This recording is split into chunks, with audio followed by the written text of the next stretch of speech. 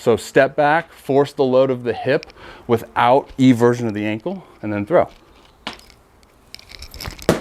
Guys, look at this thing.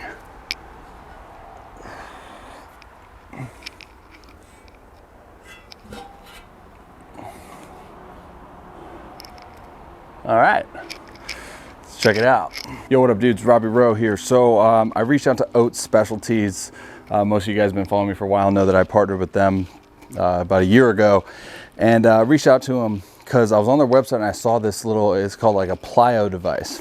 And I've been doing a lot of stuff lately on the importance of the ankle and how the ankle, as soon as we lift, has pictures.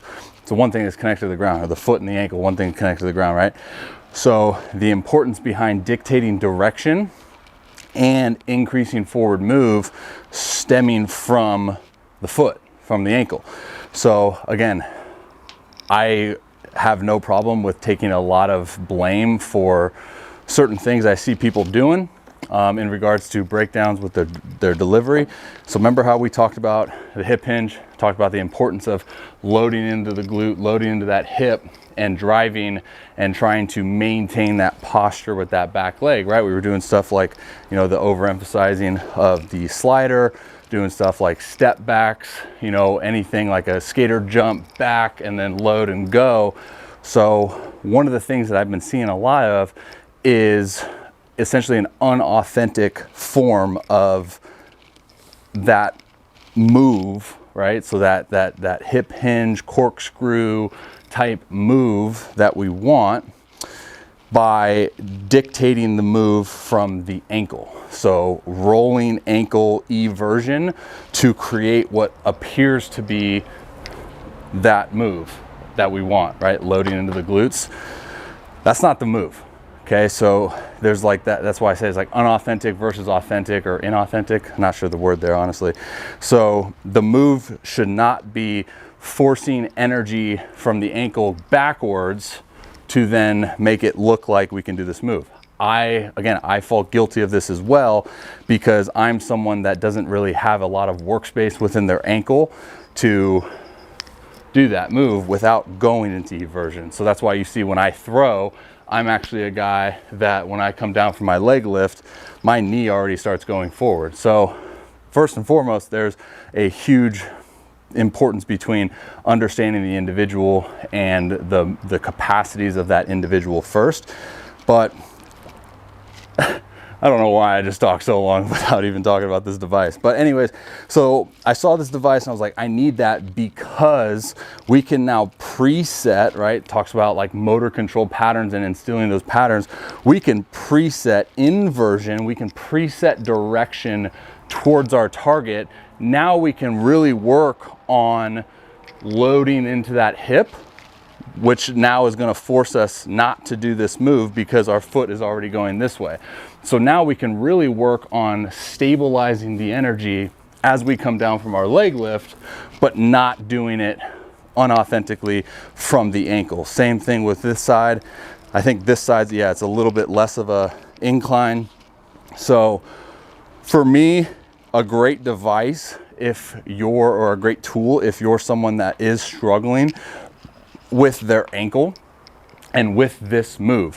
For me personally, as I mentioned, it's huge for me too, because I fall into the category sometimes of when I come down from my leg lift, I'm focused so much on that forward move that I'm almost early with my drive leg internal and my hand. But I have a compact hand path to make up for it. Now, you don't have to get this, even though this is going to be like the best of the best. You can replicate it. I was practicing on a speed bump the other day. It's kind of the same thing. You force that foot into inversion, lift and go. Lift, stabilize, go. Inversion gives you direction. But discount code ROBBY10, ROBBY10, case sensitive, capital R. You can pick up this really cool device. Not only is it great for the drive leg, But if you want to do some stuff with, if you've been following me for a while, you know I do a lot of lead leg elevated stuff. It would be a great tool for that as well, to really focus on hip drive, maximizing hip drive, hip extension as you come through to deliver your throw. And if you're going to be doing it for something like this as well, remember, it's not a jump, okay?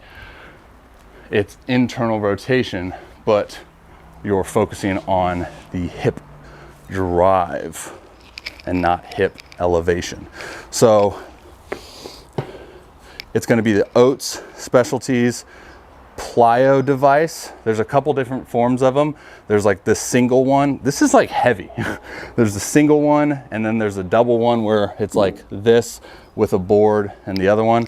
But if you're someone that, I've recommended this product for a lot of clients, but again, if you're someone that is struggling almost over manipulating that foot ankle inversion, so there's a lot of velocity, a lot of potential velocity to be had on that. But check it out if you're someone that fits that bill. I've been doing stuff like this.